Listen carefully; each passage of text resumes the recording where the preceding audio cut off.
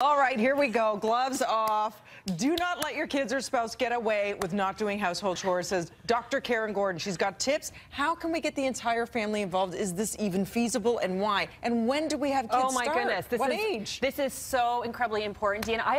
I'm so passionate about the topic of chores and happiness for relationships and marriages, but also for parenting. Okay. And so when this survey came by my desk from Windex, Scrubbing Bubbles, and Fantastic, I was super excited because what they found in their survey is that when couples share chores, less resentment, they are happier. So, you know, we're always talking about what are simple things that couples can do to kind of have a better, happier, thriving relationship, and it's making sure that chores are actually shared.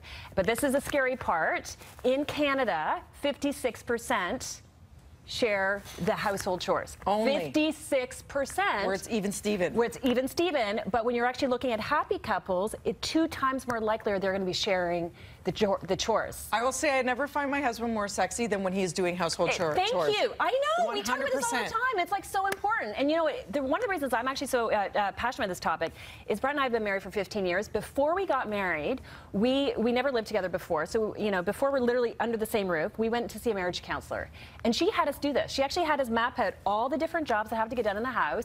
You know, vacuuming, cleaning, dusting, cleaning toilets, Here's a massive list. Who's going to be doing what? How is the division of roles actually going to be handled? Lay the groundwork. Lay the groundwork right at the beginning. And so what happened was you have this strategy plan. All of a sudden there's a sense of partnership. And it made such a difference. Okay. And so for couples listening going, oh my goodness, that's me. I'm part of that 56% or maybe the 54%. Go to the website, comecleanwithus.ca. And it's a great website that kind of gives you quizzes and different tactics with what you can actually do to see where you're at. To see with what you're at, to see your chore style. Okay. Are you a starter and finisher? Are you one that just kind of, you know, does 5 chores but you don't really finish?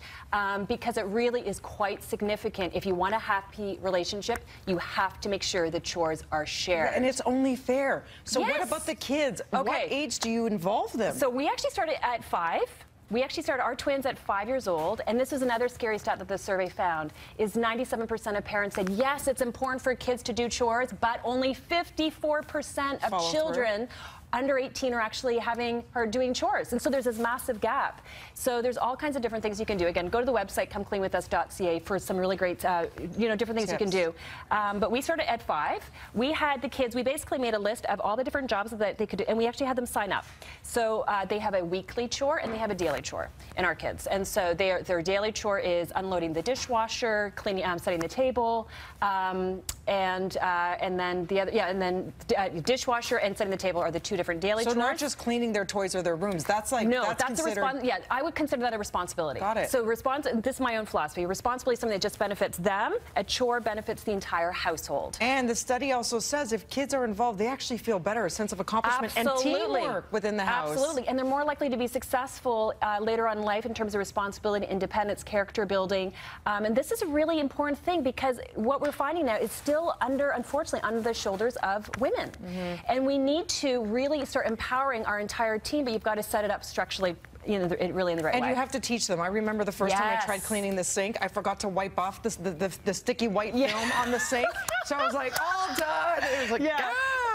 There's going to be a training. Terrible. There's going to be a little bit of training program. Now, you don't want to ruin the furniture. Is it equal in your home, Dina? Absolutely not. However, Alex, he does the outdoor stuff, which is like once a week. Good for you. Yeah. I'm like, I call myself Dina Dishes because I'm always doing dishes. And he loves it when I wear the yellow gloves. He's always like, I'm like Pepe Le Pew. I'm like, get off me. Why, whenever I wear the yellow gloves, are you on me?